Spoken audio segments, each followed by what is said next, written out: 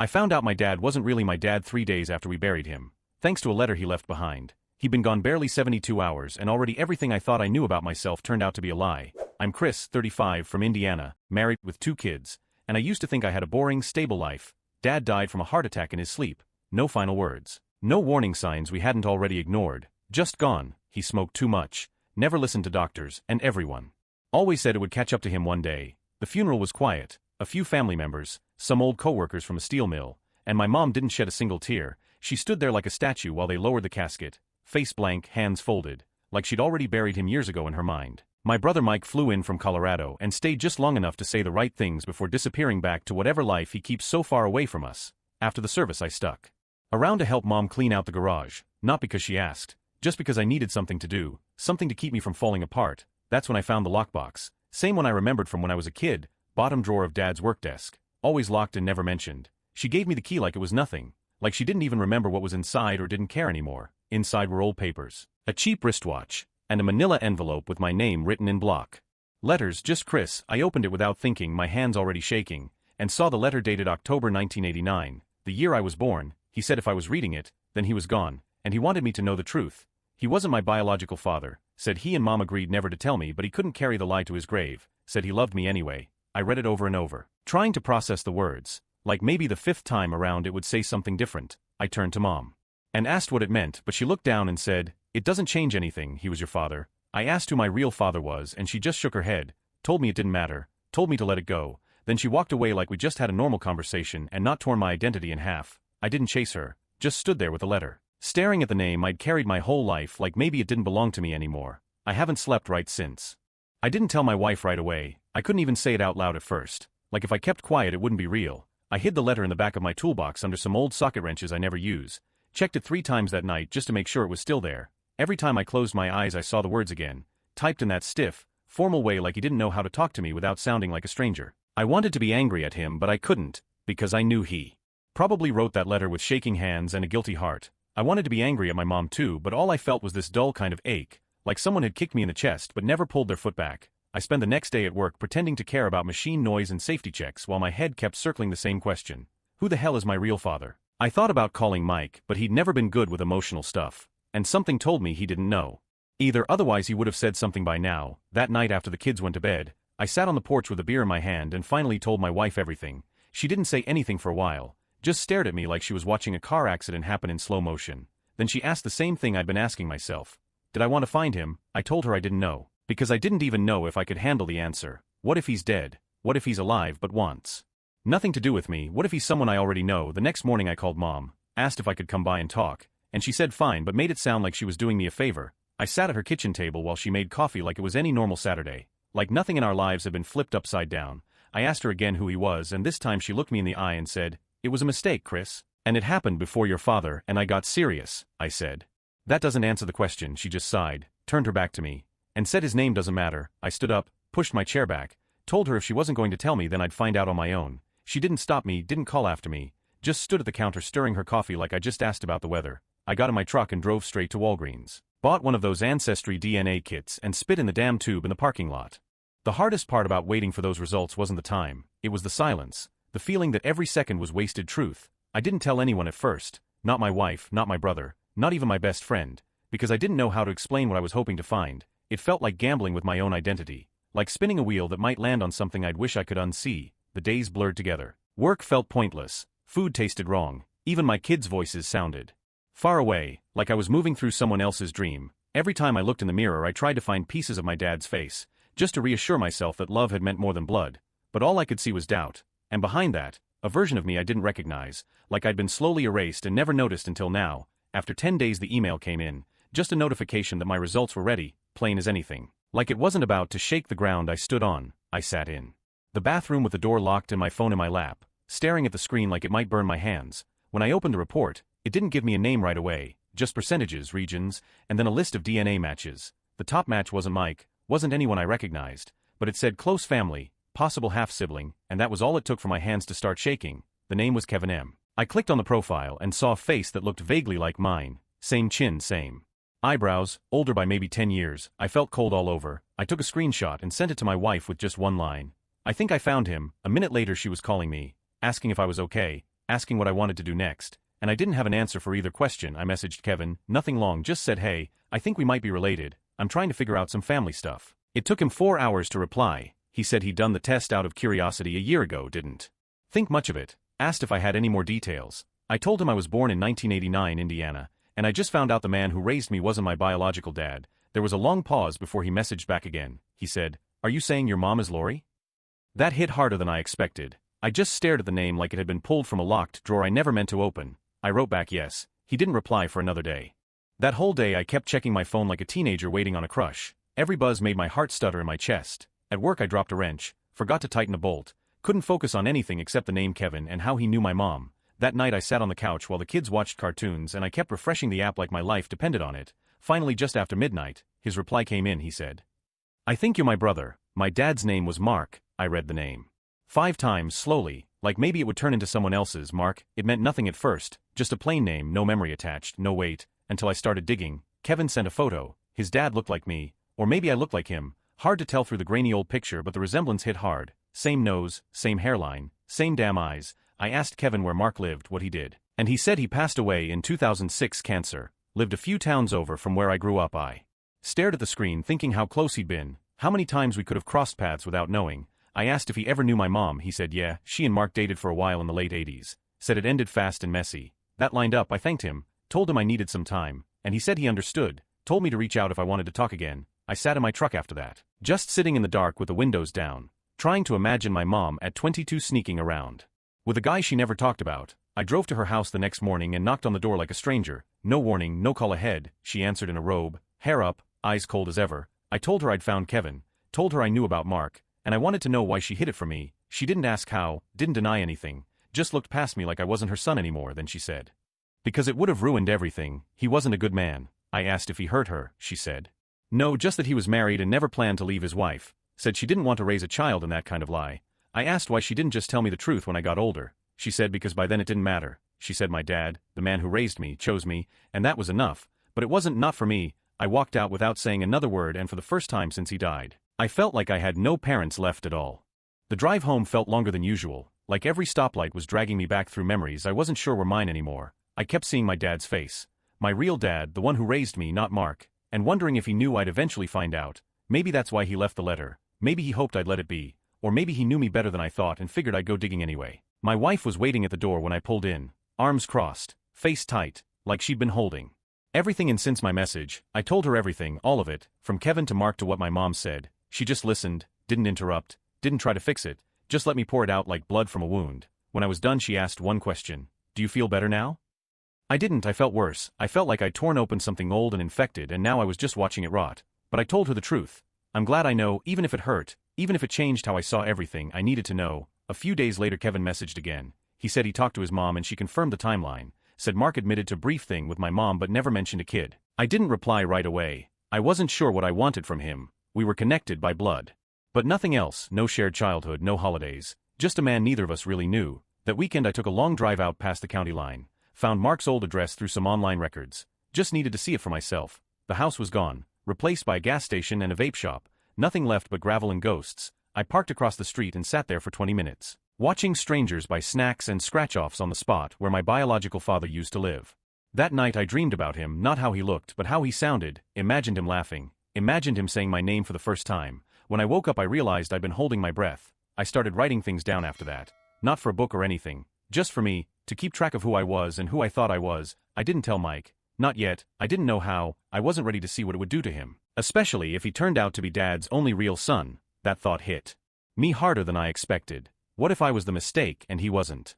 I finally told Mike. I waited too long maybe, but I couldn't carry it alone anymore, and I figure he deserved to know. I called him on a Sunday afternoon while he was hiking some trail in Colorado, wind in the phone, birds in the background, like his life had nothing to do with the mess I was about to drop. I kept it simple. Told him Dad wasn't my biological father. Told him I found out after the funeral through a letter and a DNA test. He didn't say anything for a while. I thought the call dropped, but then he asked, "Why are you telling me this now?" I told him because it matters, because it's real, because it changes everything. He just sighed and said, "Chris, I'm sorry, but I'm not surprised." That hit me like a brick. I asked what the hell he meant. He said he always wondered why Dad treated us different. Said he never wanted to believe it, but sometimes it felt like I was the one who got the effort, the patience, the time. I didn't know what to say to that. I always thought Mike pulled away on his own. like he never wanted to be part of us. I never imagined he thought I was the favorite. I told him I found a half-brother through the DNA test. I gave him Kevin's name, said he's a good guy, seems honest, doesn't want anything. Mike said he didn't want to get involved. He said he didn't care who our dad was sleeping with before Mom, didn't want to reopen any wounds that already scabbed over, but I could hear it in his voice. He was shaken. I could feel the distance between us stretch even wider. I hung up feeling worse than before, like maybe this wasn't something I should have shared. My wife told me not to expect too much from him, said everyone grieves different, but it felt like grief wasn't the problem anymore. It was identity, it was memory. It was this sinking feeling that our whole family had been built on something half-true. And now the cracks were showing. That week I got a letter in the mail from Kevin, actual paper, handwritten. Said he'd been thinking about everything and wanted to meet. Nothing dramatic, just coffee somewhere neutral. I stared at the envelope for hours before opening it. Holding his handwriting felt strange, like I was touching a piece of family I'd never been given permission to have. I told my wife I was going. She didn't ask questions, just said, "Whatever you need, I'm here." That meant more than I could say. I picked a diner about halfway between our towns. Quiet place off the highway where nobody would care who we were or what we talked about. I got there first. Ordered black coffee and sat by the window, watching cars go by like I was waiting for a sign. 10 minutes later he walked in. He looked more like me in person than in the photo, enough to make my chest tighten the second he walked through the door. Same frame, same jawline, even the way he moved felt familiar, like muscle memory I never lived. He scanned the diner, spotted me, gave a short nod, then sat across from me like we were two guys meeting for a Craigslist deal. "Not brothers," I said. "Thanks for coming." And he just smiled like he wasn't sure how to start either. We talked about basic things at first, dumb things, work, weather, where we grew up, like small talk could somehow smooth over the big hole between us. He told me about his dad, Mark, the man who's my biological father but never knew I existed. Said he worked construction, coached Little League, wasn't perfect, drank a little too much sometimes but always came home. I kept nodding but every word felt like a life I'd been locked out of. Then Kevin said something that stuck. "If he'd known about you, I think he would have tried." I asked if he was sure. He said, "Yeah, pretty sure." Said his dad wasn't the type to run from things, even the hard ones. I didn't know whether to feel angry or relieved. Angry that I missed out, relieved that maybe he wasn't a total coward. Kevin asked me about my childhood and I told him the truth. Told him about the man who raised me, the garage nights fixing cars, the Christmas mornings with cheap gifts and real laughter. I told him I never once felt unwanted until 3 weeks ago. He looked down at his coffee for a long time before saying, "I guess we both lost something." I asked if he wanted to stay in touch. He said yes, but no pressure. Said he didn't want to force anything, just wanted me to know his door was open. That meant more than I expected. We paid our checks, stood in the parking lot a minute too long, then shook hands. It felt weird not to hug but also like the only move that made sense. As I watched him drive off, I felt something settle in me, not peace exactly, but maybe the start of it. I didn't have all the answers, probably never would, but at least I wasn't walking blind anymore. When I got home, my wife was sitting on the porch, waiting like she always did when I was off chasing pieces of myself. I told her how it went, told her Kevin was solid, said it didn't feel like an ending, more like a crack in a wall I might want to step through someday. She just nodded, then said, "So what now?" And I didn't know, but something inside me whispered, "Go talk to your mom one more time."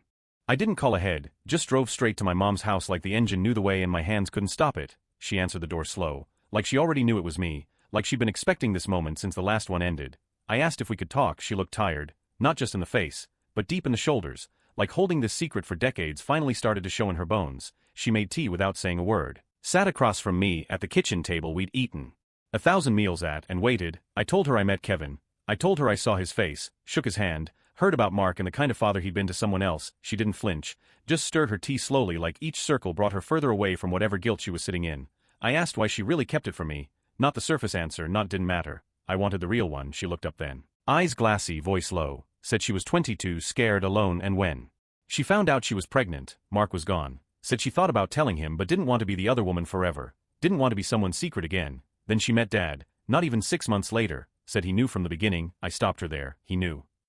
She nodded, said he never asked for proof. Just said if she wanted him to raise me like his own, he would. I sat back in the chair like I'd been punched. That one sentence changed everything. All those years he called me son, he already knew I wasn't his by blood. All those nights he helped me with homework, drove me to practice, bailed me out of dumb mistakes. He knew, and he chose to stay anyway. I didn't cry right then. Didn't even blink hard. Just felt this slow ache grow behind my ribs.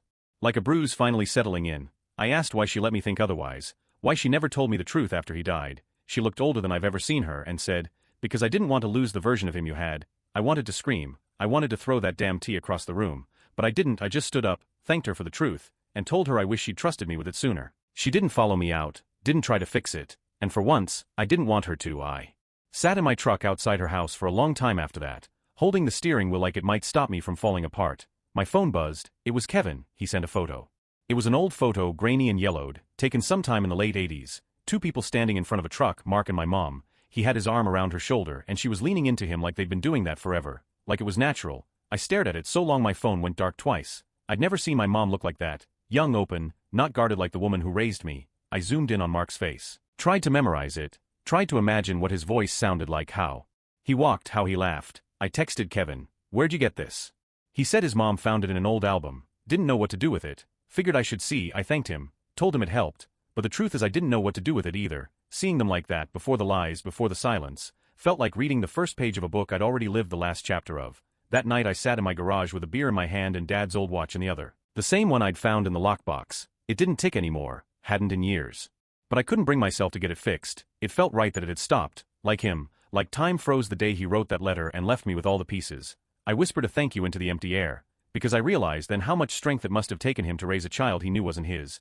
And never once treat me like less. That's a kind of love I don't think I fully understood until now. The next day I told my wife I wanted to visit Dad's grave. She offered to come but I said no, needed to do it alone. I bought a coffee on the way there, his favorite kind, black with too much sugar. Sat down next to the headstone like I'd done a dozen times before, but this one felt different. I told him everything, about Kevin, about Mark, about the letter. I told him I forgave him for keeping it from me, because love isn't about blood, and he proved that 100 times over. I left the coffee next to the stone and sat there until the sky turned orange. When I stood up to leave, I felt lighter, not healed, but maybe less broken. On the way back to the truck I stopped, thought about something Mom said. He never asked for proof, he didn't need it, that kind of trust. I don't know if I'll ever match it, but maybe now I understand it better. I pulled out my phone and sent Kevin a message. "You free next weekend? Want you to meet my kids."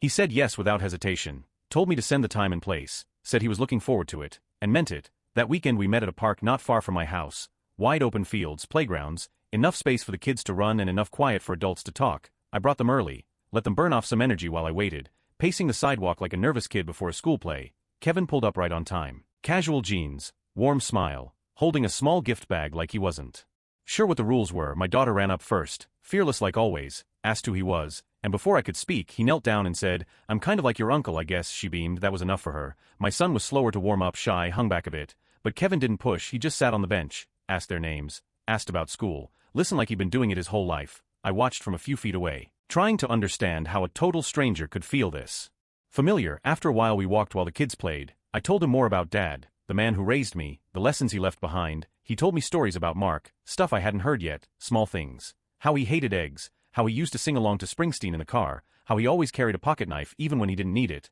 I clung to those pieces, each one a thread connecting me to someone I'd never meet, but still carried inside me anyway. Kevin asked what I was going to do with all this, if I was going to tell more people, if I planned to look deeper into the past. I said I didn't know. I said maybe it was enough to just let the truth sit where it landed. Maybe it didn't need to go anywhere else. He nodded like he understood. When we said goodbye, he hugged me this time. Not long, not dramatic, just solid, real, the kind you feel in your ribs. My daughter waved as he walked away. My son finally said goodbye, soft but there. That night I tucked them into bed and felt something shift in my chest, not a hole, not a weight.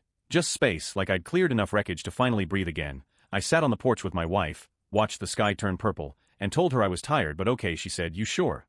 And I said, "Yeah, I think I am." For the first time since the funeral, I meant it. I wasn't lost, I wasn't broken, I was just someone with a complicated past, a stronger heart, and a truth I could finally carry without shaking. Thanks for being here for this story. If it hit you somewhere deep, or reminded you of something in your own life, I'd love to know. Drop a comment below. Because some stories, they're only just beginning.